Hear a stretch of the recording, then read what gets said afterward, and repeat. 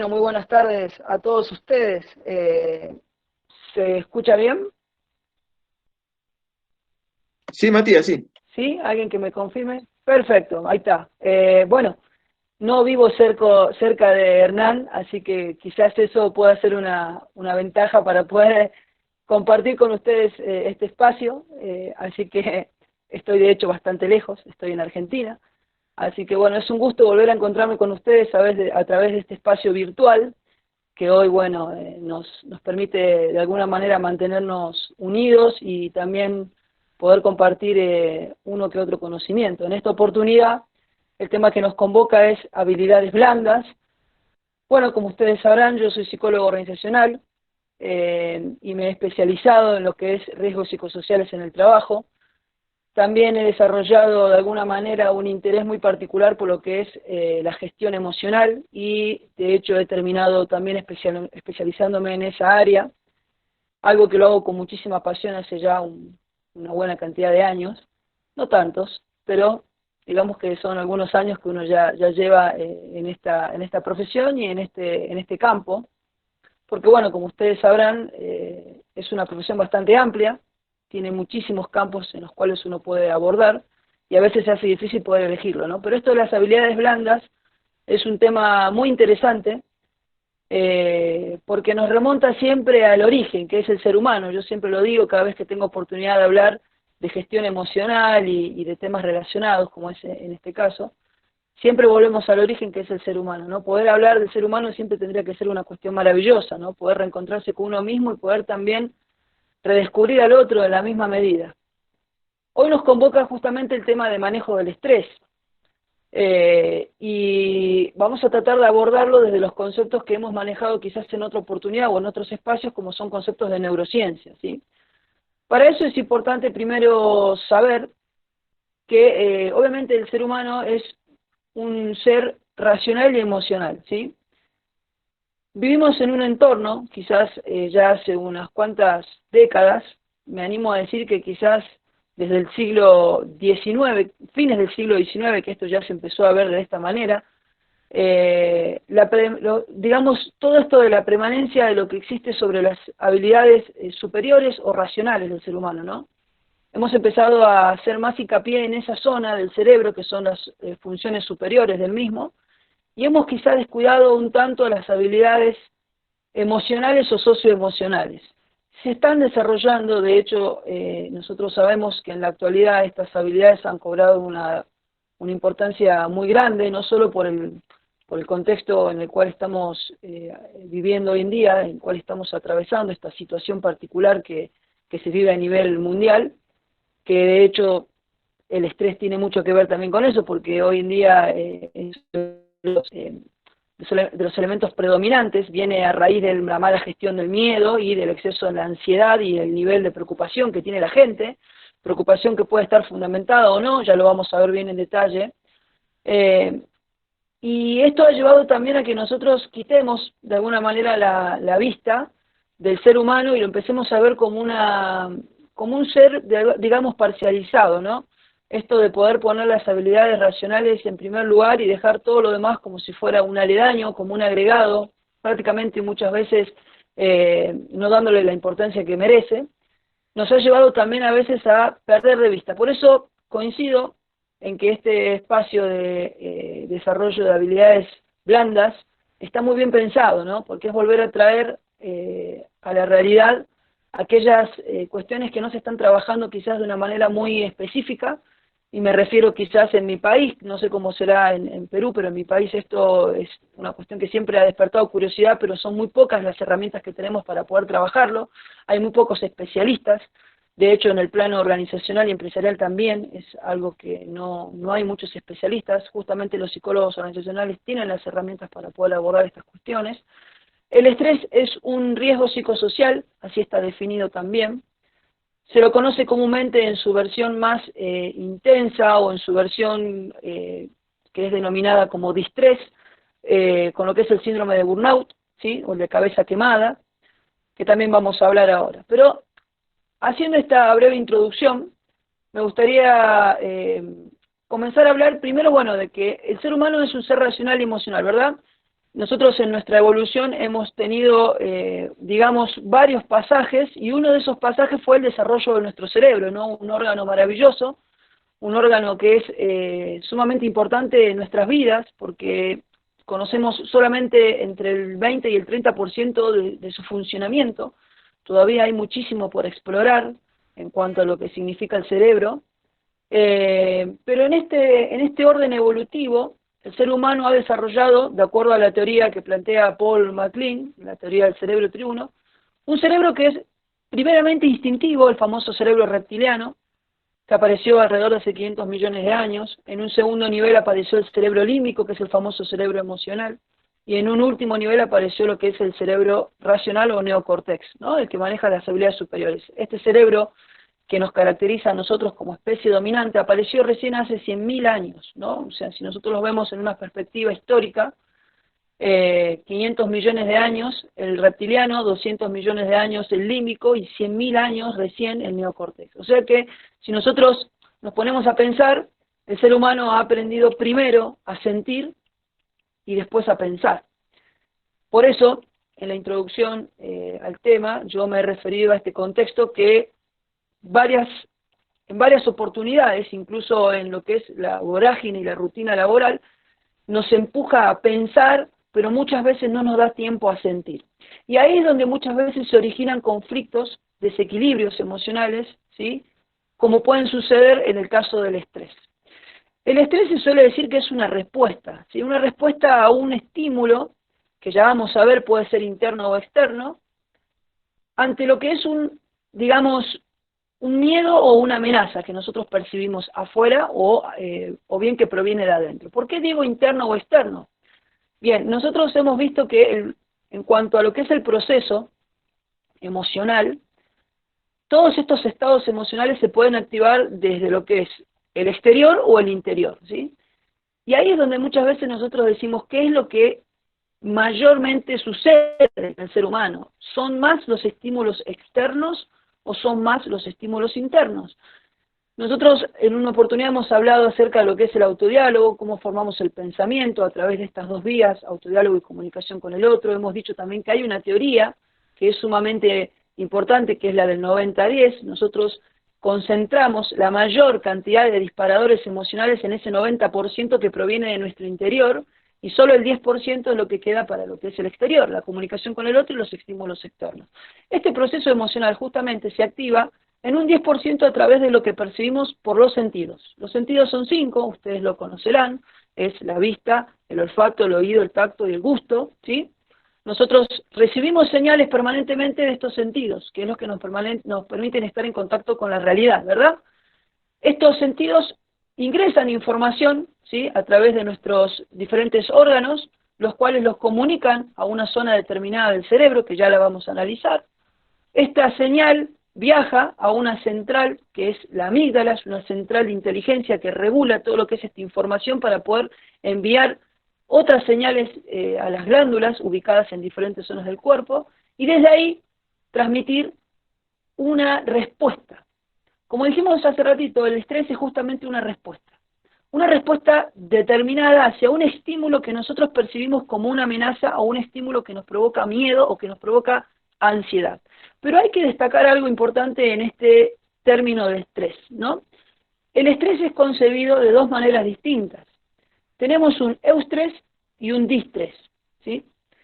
El eustrés es digamos, es lo que nosotros tenemos que manejar dentro de los parámetros normales, porque imagínense, en el cuerpo necesita de alguna manera activarse para llevar a cabo una determinada situación o función, ¿sí? Nosotros nos tenemos que activar y justamente esa emoción que nosotros sentimos es energía, es lo que nos permite a nosotros movilizar esa energía hacia un objetivo o hacia un propósito determinado. La activación, en este sentido, es una activación normal, ¿sí? Yo siempre cito el ejemplo de, estamos en la parada del colectivo, esperando justamente, bueno, en el caso de ustedes creo que le dicen bus, nosotros acá le decimos colectivo, pero en definitiva hablamos de lo mismo, o la combi, lo que ustedes suelen tomar en el transporte público. Están en la parada y de repente se distraen un segundo y ven que la combi o el bus avanzaron. Ustedes automáticamente se activan, ¿sí? A través de una emoción, a través de la energía que arroja esta emoción, y persiguen la combi para alcanzarla. Suben y se relajan. Esa activación es lo que nosotros llamamos como un estrés sano, un estrés denominado eustrés, es normal, ¿sí? Es una activación normal. ¿Qué pasa cuando esta activación ya no es, digamos, efímera, temporal, sino que se empieza a hacer más acentuada y se prolonga en el tiempo, ¿no? Esto es lo que se convierte en un distrés, ¿sí? Nosotros tenemos esto relacionado a lo que son las emociones secundarias. Si ustedes recuerdan, las primarias, básicas o raíces duran solo pocos segundos. Justamente esta activación que nosotros hacíamos referencia con el ejemplo de la combi o el bus, cuando uno sale corriendo para alcanzarlo, es una activación momentánea, efímera, ¿sí? Temporal, dura solo pocos segundos. Nosotros solamente necesitamos para poder cumplir con ese objetivo. Pero cuando se convierte en algo más prolongado, ¿sí? Relacionado a lo que es una emoción secundaria, por ejemplo, nosotros ya empezamos a activarlo permanentemente y como todo este proceso emocional arroja sustancias en la sangre, como son las hormonas, nosotros le hacemos daño a nuestra salud, ¿no? ¿Por qué? Porque esas sustancias que caen en el torrente sanguíneo no son saludables para nosotros. ¿Mm? Entonces, volviendo al ejemplo de los dos disparadores, si nosotros recibimos un estímulo, ya sea externo, supongamos que nosotros percibimos a alguien que realmente nos está aquejando, nos está diciendo cosas que nos están de alguna manera hiriendo, lastimando, nos está ofendiendo y nos está haciendo permanentemente, nosotros recibimos ese estímulo, ingresa, sea por el oído, por la vista, envía una señal a lo que es el hipotálamo. El hipotálamo procesa esa señal y automáticamente la envía a lo que es el neocórtex. El neocórtex recibe el mensaje, también hace un procesamiento, esto es en lo que es funciones superiores del cerebro, la parte racional, y automáticamente le comunica a la amígdala de qué se trata. La amígdala hace una selección, ¿sí? Y envía la información a las diferentes glándulas ubicadas en el cuerpo. Si esto sucede permanentemente, ¿sí? Y se hace prolongado, estamos hablando de un distrés, y esa sustancia que provocó todo este proceso emocional y que cayó en la sangre es la famosa hormona del cortisol. La hormona del cortisol es una sustancia que a nosotros nos permite, en una medida justa, activarnos para cumplir un objetivo y después volver al equilibrio o a la calma. Pero cuando esa sustancia cae permanentemente en el torrente sanguíneo, no nos da a nosotros tiempo a poder metabolizarla, ¿sí? Se dice comúnmente que el cuerpo le lleva aproximadamente 90 segundos poder metabolizar, digamos, en términos un tanto más médicos, una dosis de estas hormonas que caen al torrente sanguíneo. 90 segundos es lo que le lleva al cuerpo poder metabolizarlo. Fíjense que 90 segundos es lo que se suele decir dura una emoción básica o raíz. Si esto sucede, nosotros gestionamos correctamente y estamos ante un eustrés, ¿sí? Es un estrés normal, sano, porque es lo que nos permitió activarnos. Pero si esto empieza a caer permanentemente en el cuerpo, ¿sí? Nosotros estamos ante un distrés, porque esto se prolonga. Y ese cortisol nos va a provocar un daño a nuestra salud muy grave, ¿sí?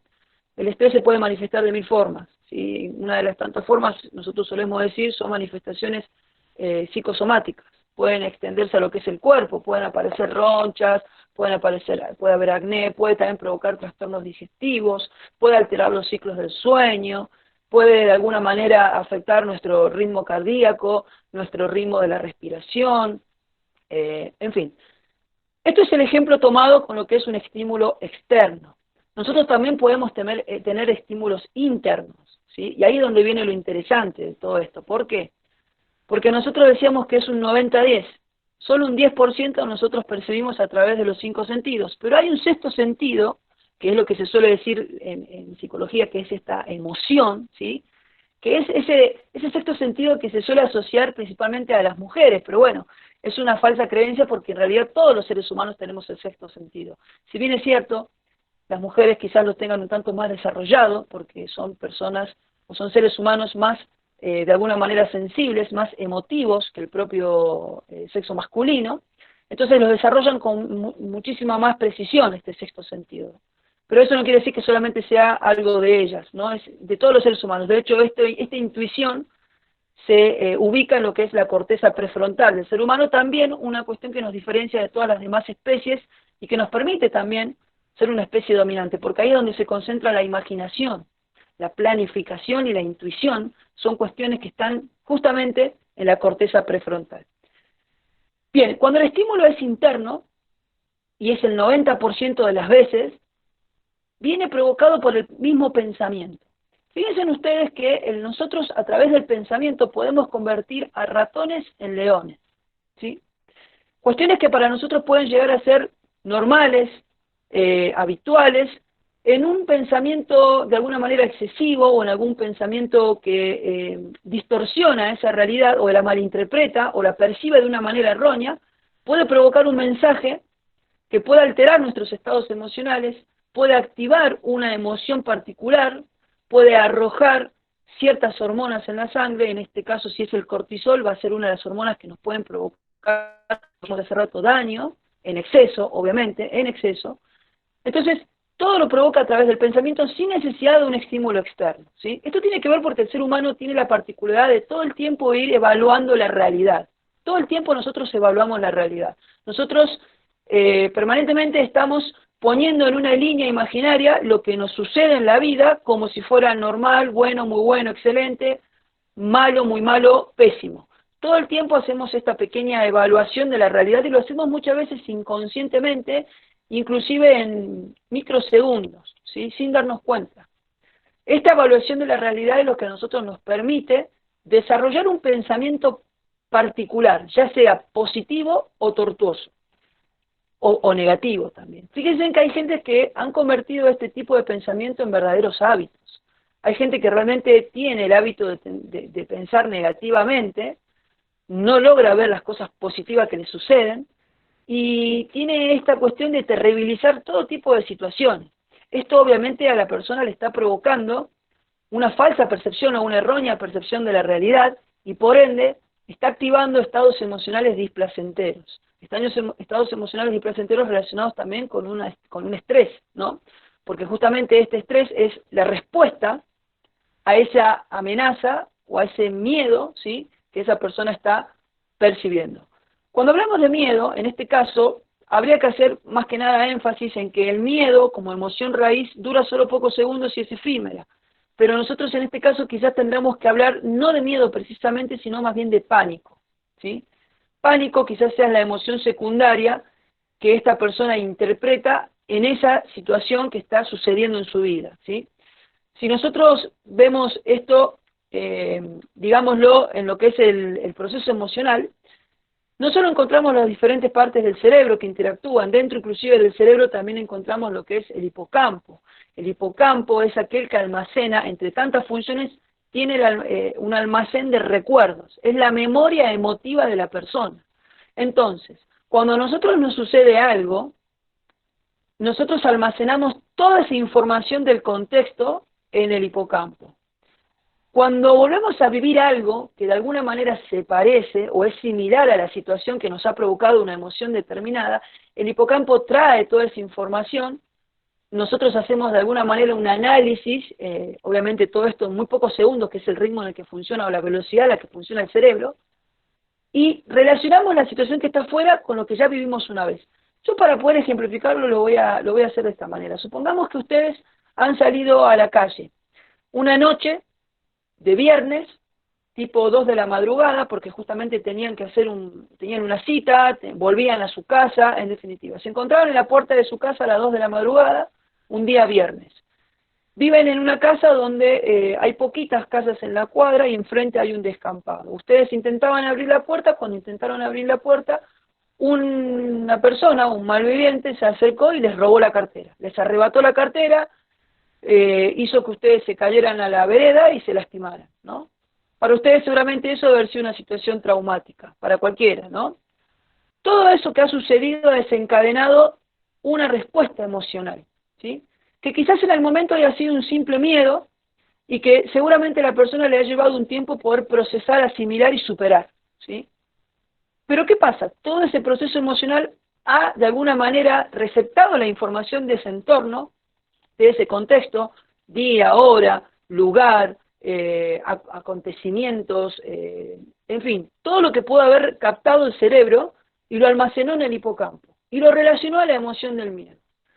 Después, lo que sucede a estas personas es lo siguiente: como nosotros ya tenemos, digamos, esa base de datos informativa, ¿sí?, que a veces no tenemos acceso, porque esto funciona en un plano inconsciente, sucede que esta misma persona, en otra oportunidad, se ha encontrado en una situación similar. Ha ido de repente a la casa de su pareja, que es una casa parecida, que vive en el mismo barrio, ha ingresado a las 2 de la mañana, estando también sola, o solo, y en ese momento ha sentido miedo, ha empezado a mirar para todos lados, ha tratado de ver por qué estaba ese miedo, ¿sí?, haciéndose presente, o incluso es un miedo más intenso que de costumbre. Y no sabe por qué, pero a partir de ese momento todo tipo de situaciones, porque nosotros generalizamos también, todo tipo de situaciones, o mejor dicho, experiencias que tengan de por sí un horario a las 2 de la mañana, o un viernes a la noche, o un fin de semana, también empezaron a asociarse con esta emoción del miedo. Se empezó a generalizar. A partir de un solo acontecimiento en la vida de una persona empezamos a trasladarlas a situaciones que son similares. Y nosotros no entendemos por qué. Justamente porque en este hipocampo, esa información emocional que ha quedado guardada, se viene a traer a la realidad y a nosotros nos hace ver eso que nos está sucediendo como algo parecido a lo que ya nos sucedió. Y inmediatamente estamos programados para responder con la misma emoción que hemos respondido en ese momento, ¿sí?, que es el miedo. Eso sucede sin necesidad de un estímulo externo, ¿sí? Es el pensamiento el que genera justamente este tipo de cuestiones. Hay un psicoterapeuta muy importante que es uno de los más influyentes, junto con Sigmund Freud, con Abraham Maslow y Carl Rogers, ¿sí? Son, bueno, entre los psicoterapeutas que más han influido en lo que es la historia de la psicología. Justamente Albert Ellis, que es quien yo me refiero, ha desarrollado lo que es la teoría racional emotiva conductual, conocida por las siglas de TREC. Albert Ellis decía que nosotros prácticamente no configuramos nuestros estados emocionales a través de la realidad, o mejor dicho, la realidad no es la que dispara nuestros estados emocionales, sino más bien la forma en que percibimos esa realidad. Eso quiere decir que no necesariamente es la realidad la forma en que nosotros creamos estados emocionales, sino el pensamiento que nos lleva a interpretar la realidad que nos está sucediendo en ese preciso momento, ¿sí? Fíjense que esto a nosotros nos abre la puerta a poder hablar de la gestión del estrés, que tiene una relación directa con la gestión emocional y la gestión del pensamiento. Primero y principal porque nosotros tenemos que entender al ser humano como un ser, digamos, racional y emocional, y que tiene que abordárselo desde una visión holística, ¿sí?, no parcializada. Es que esto quiere decir que el ser humano tiene un circuito, digamos, de funcionamiento generalizado, que es pensar, sentir, actuar. Comúnmente nosotros lo que más tenemos al alcance, es decir, a través del sentido de la vista, es el comportamiento, la acción, ¿sí?, o lo actitudinal que tiene este ser humano, porque es lo que nosotros podemos ver, lo que se exterioriza con mayor facilidad. El pensamiento y el sentir de ese ser humano no se va a poder exteriorizar si es que esta persona no lo hace así de esa manera, no lo manifiesta, ¿sí? Si se lo guarda para uno, nosotros no vamos a poder descubrir nunca lo que una persona piensa o siente. Pero es ahí donde está el origen, ¿sí?, de este comportamiento determinado. Justamente, es importante destacar que el estrés, en su versión, digamos, normal, como es conocida como eustrés, es una cuestión necesaria para la vida. Nosotros necesitamos motivarnos, necesitamos activarnos para poder cumplir nuestras funciones. Nosotros necesitamos de repente, donde nosotros lo vemos es en el inicio de la mañana, en el inicio del día. Cuando nos levantamos, nosotros necesitamos activarnos, necesitamos comenzar el día, poner un pie bajo la cama, ir a lavarnos, asearnos, cepillarnos los dientes, desayunar y comenzar con nuestras actividades diarias. Ahí nosotros lo que tenemos es una activación normal, ¿verdad? Esa energía emocional o esa energía que nosotros tenemos nos va movilizando para ir cumpliendo las diferentes actividades del día.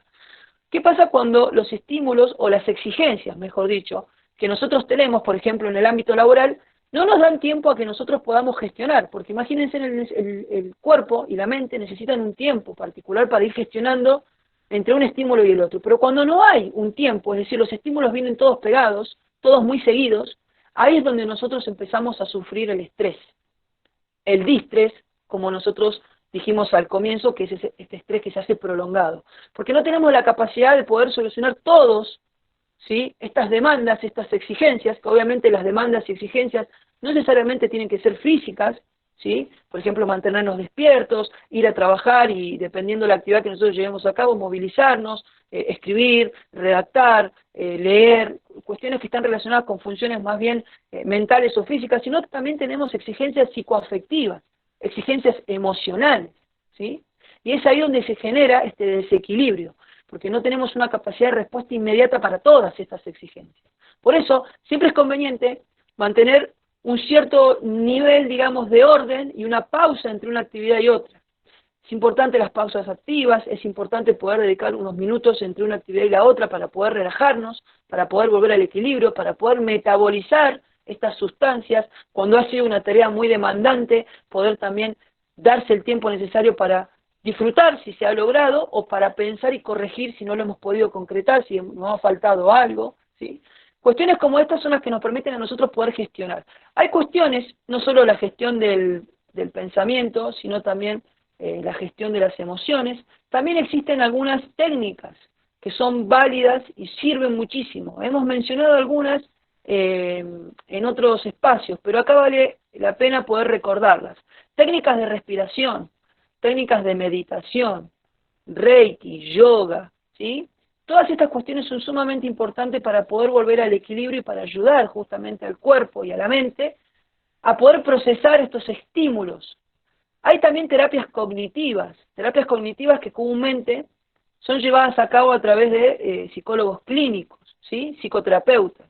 Terapias cognitivas que nos ayudan a poder controlar el pensamiento. Hay gente que tiene una preocupación excesiva en las cosas, ¿sí? Gente que es realmente obsesiva por lo que puede llegar a suceder y todo el tiempo está pensando de una manera mala, pero además también adelantada, futurista, digamos.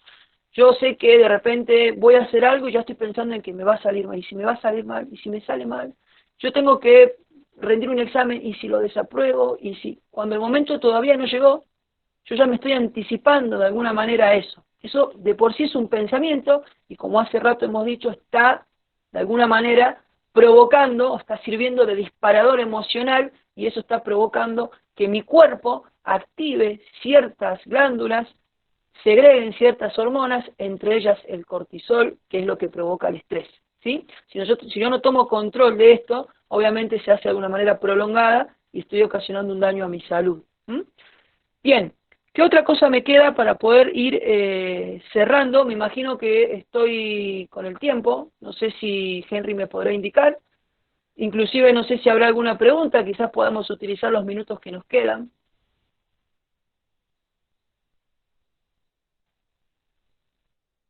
Henry. Bien, a ver, si tenemos alguna pregunta para Matías, por favor, hacerla por el chat. En esta época de pandemia, estamos encerrados. ¿Cuáles serían las técnicas para poder liberar o desestresarse?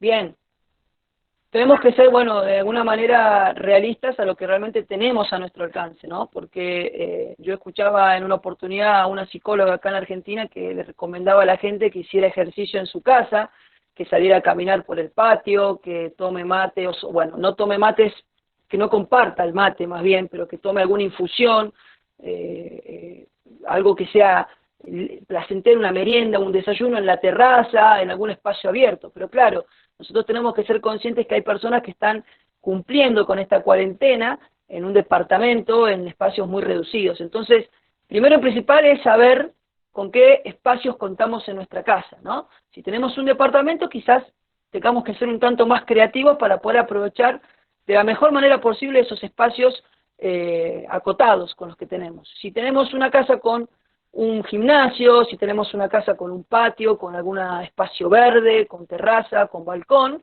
quizás sea un poco más, digamos, más llevadero este espacio o este tiempo que estamos aislados. ¿Cuáles son las técnicas? Primero y principal, tratar de mantener cierto orden de nuestra vida. ¿A qué me refiero con esto? Los hábitos que comúnmente nosotros manejábamos, que supongo manejamos hábitos sanos, como son los de la alimentación, los del ciclo del sueño. Si tenemos que hacer de alguna manera horas de trabajo desde casa, poder cumplir las horas de trabajo de acuerdo a lo que se nos exige, pero no excedernos, porque a veces creemos que porque estamos en casa podemos extender y trabajar un poco más o trabajar un poco menos.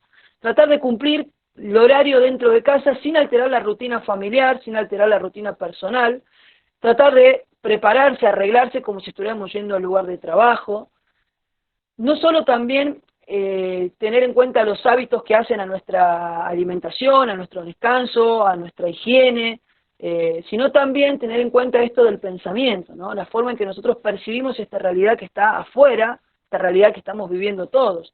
Tratemos de ver esto como una posibilidad, como una oportunidad, como un desafío para poder reencontrarnos nosotros, para construir tiempo de calidad, para poder poner a prueba nuestros gestos, gestos como son gestos solidarios con el otro, empatía, poder desarrollar habilidades emocionales, en fin, no es algo realmente, más allá de que sí es cierto que sea una etapa cruda porque hay muchas bajas que han sucedido y eso siempre es lamentable, así sea una que haya sucedido o otro número, pero ya con una ya es lamentable, ¿no?